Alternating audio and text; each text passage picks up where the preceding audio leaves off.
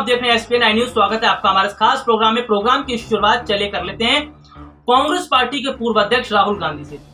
Congress party के पूर्व अध्यक्ष राहुल गांधी ने मोदी सरकार पर निशाना साधा और उन्होंने साफ तौर पर यह बताने की कोशिश भी की है, निशाना तो साधा है लेकिन ये भी बता रहे हैं कि अगर पीएम मोदी हार जाएंगे तो देश हार जाएगा।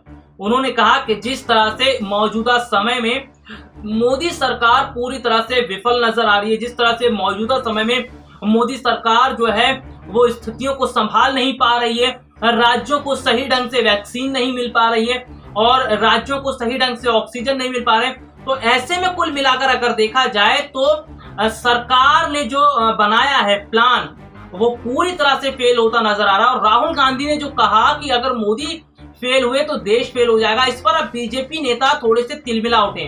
दरअसल अगर बात करूं बीजेपी प्रवक्ता गौरव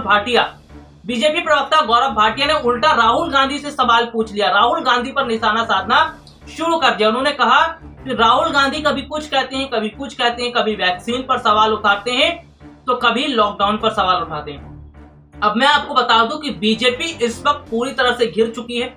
देश की जनता और विपक्षी पार्टियां तो ये समझ ही चुकी हैं कि केंद्र सरकार ने मौजूदा समय में रहते हुए देश की स्थिति को कितना खराब कर दिया, किस तरह से देश की स्थितियां खराब हुई हैं, सरकारी अस्पतालों की स्थितियां खराब हुई हैं। और सबसे बड़ी बात तो ये है कि देश की जो अर्थव्यवस्था है वो भी कहीं ना कहीं डगमगाई है। ये सब देखने को मिला है कि केंद्र सरकार की लापरवाही। अगर केंद्र सरकार ने वक्त रहते कदम उठाया होता तो आज देश की स्थिति इतनी खराब नहीं होती। और चलिए वैक्सीन की बात कर रहे हैं। गौरव भाटिया ने कहा था कि वैक्सीन को लेकर राहुल गांधी ने कहा, लेकिन सबसे बड़ी बात है क्या वैक्सीन पर सवाल खड़े नहीं होने चाहिए। कंपनी जो एक ही कंपनी है जो वैक्सीन बना रही है वही कंपनी 3 अलग अलग दाम तय करती है, तो क्या सवाल खड़े नहीं होंगे? क्या जो 3 अलग अलग दाम तय किए जा रहे हैं इसका भार जनता के ऊपर नहीं पड़ेगा? क्या इसका भार राज्य सरकार पर नहीं पड़ेगा? क्या इसके पैसे जनता से वसूल नहीं किए जाएंगे? और सबसे बड़ी बात यह है कि जिस तरह से देखने को मिल रहा है कि सरकार ने कहीं ना कहीं हाथ तो खड़े किए और सारा जो ठीकरा है वो राज्य सरकारों पर फोड़ दिया गया है और जनता पर फोड़ दिया गया है। अब वैक्सीन की क्या स्थिति है अब आप ये भी समझिए। दरअसल बात तो ये कर दी गई कि 45 से अधिक उम्र के लोगों को वैक्सीन लगेगी। फिर उसके कुछ समय बाद देश में जो स्थितियां खराब हुई उसको देखकर कहा जाने लगा 18 साल से ऊपर के लोगों को वैक्सीन लगेगी। लेकिन वैक्सीन लग किसको रही है और वैक्सीन की क्या हालत है आप ये भी समझिए। दरअसल अगर बात करूं तो हमारे देश में अभी तक उन लोगों को दूसरी डोज भी नहीं लग पाई है जिनकी उम्र 45 साल से अधिक है। यानी कि बहुत सारे राज्य ऐसे हैं जहां पर उनको वैक्सीन नहीं लगी जिनकी 45 साल से ऊपर की उम्र है, पहली डोज नहीं लगी है। जब आप ये समझिए कि 45 साल से अधिक उम्र के लोगों को जिनको एक ही डोज लगी है, दूसरी डोज नहीं लगी है, जिनको एक भी डोज नहीं लगी है, तो ऐसे में 18 साल से ऊपर के लोगों को कब वैक्सीन लगेगी? और जिस तरह से वैक्सीन का काम चल रहा है इसे देखकर ऐसा लग रहा है कि आने वाले कई वर्षों में भी वैक्सीन का काम पूरा नहीं होगा। वैक्सीनेशन सेंटर पर जो तस्वीरें नजर आ रही हैं वो वाकई में चौंकाने वाली है। वैक्सीनेशन सेंटर पर लंबी लंबी कतार देखने को मिल रही है और साफ तौर पर देखने को मिल रहा है कि लोग वैक्सीन लगवाने जा रहे हैं लेकिन वैक्सीन खत्म हो जा रही है। इस तरह की स्थिति है और सरकार केवल वायदे पर वायदे कर रही है। चलिए एक रिपोर्ट आपको दिखाते किस तरह से राहुल गांधी ने मोदी सरकार पर निशाना साधा और क्या कुछ कहा, देखिए ये खास रिपोर्ट। देश में कोरोना संक्रमण के मामले लगातार बढ़ते जा रहे हैं और आंकड़ा 4.25 लाख के पार होता जा रहा है। लेकिन चौंकाने वाली बात तो है कि जिस तरह से देखने को मिला है कि विदेशी स्तर से जो मदद भारत को पहुंचाई जा रही है वो मदद देश के अंदर ही उन राज्यों तक नहीं पहुंच पा रही जिन राज्यों को इस वक्त सबसे ज़्यादा जरूरी ऑक्सीजन की है, दवाइयों की है।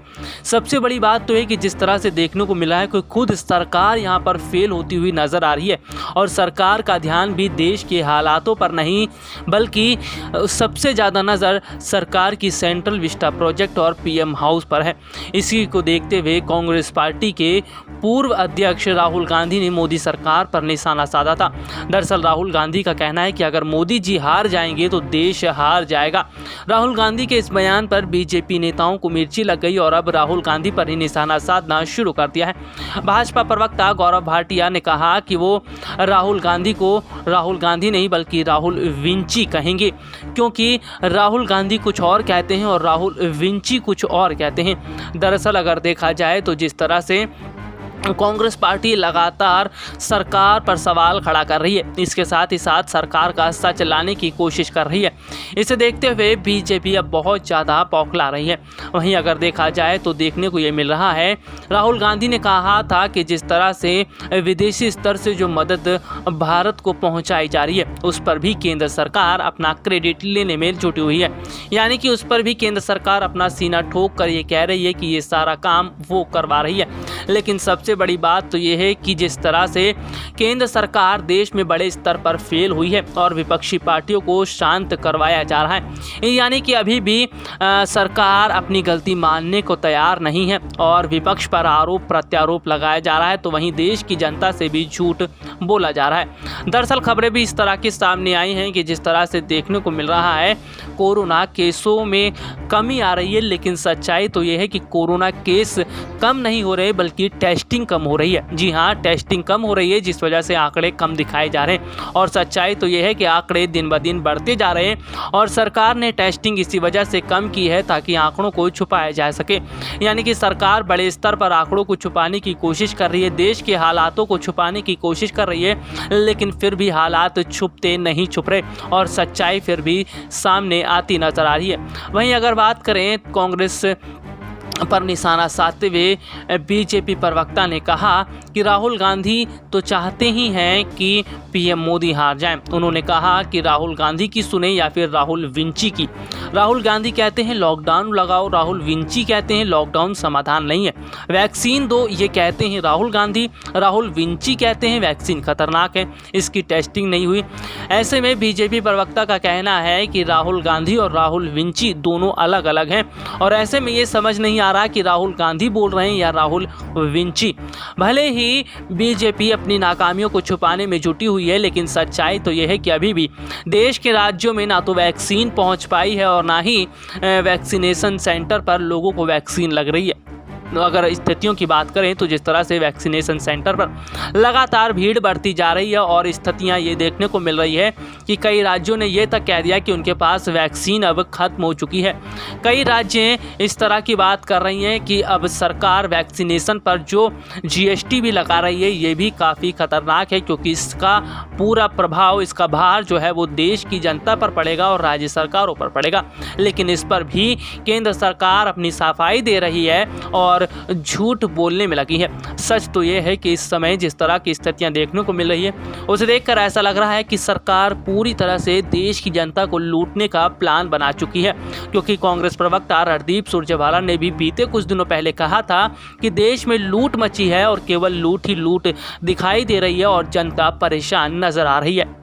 तो देखा आपने कि किस तरह से निशाना साधा गया। और देखिए सबसे बड़ी बात अगर हम यहाँ पर कर लेते हैं स्थितियों की, तो स्थितियां क्या बता रही हैं। सबसे बड़ी बात वैक्सीन की अगर हम बात कर रहे थे, वैक्सीन की अलग अलग कीमतें हैं, क्यों वैक्सीन की अलग अलग कीमतें तय की गई और वैक्सीन जो है वो बड़े स्तर पर अभी तक राज्यों को क्यों नहीं पहुंचाई गई है। और स्थितियों की अगर हम बात करें तो जिस तरह से देखने को मिल रहा है कि वैक्सीन की बहुत बड़ी किल्लत देखने को मिल रही है। और यहाँ अगर हम बात कर लेते हैं वैक्सीन के अलावा ऑक्सीजन की किल्लत है और अब हालात देखिए कितने खराब हो रहे हैं। अभी तक शहरी इलाकों में देखने को मिल रहा था कि वहां पर कोरोना संक्रमण लगातार तेजी से बढ़ रहे थे, लेकिन अब ग्रामीण स्तर में लगातार स्थितियां खराब हो रही हैं।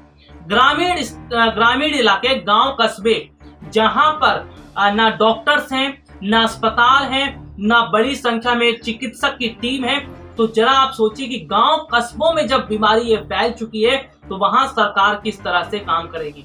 अभी सरकार का वैक्सीनेशन का काम नहीं हो पाया। अब आप ये भी समझिए 18 साल से ऊपर के लोग जो रजिस्ट्रेशन करवा रहे हैं उनके साथ क्या दिक्कतें आ रही। दरअसल जो रजिस्ट्रेशन वो करवा रहे हैं उसमें देखने को ये मिल रहा है कि जब वो रजिस्ट्रेशन करवाते हैं तो कुछ समय के बाद वहां पर फुल यानी कि आउट ऑफ रेंज भी दिखाने लगता है और पूरी तरह से जो फुल स्थिति दिखाई देती है, यानी कि रजिस्ट्रेशन का जो संख्या है, काउंटिंग्स है, वो पूरी तरह से फुल बताई जाती है। तो आप ये समझिए कि कितनी बड़ी संख्या में रजिस्ट्रेशन तो हो रहे हैं लेकिन दवाइयां तो नहीं है।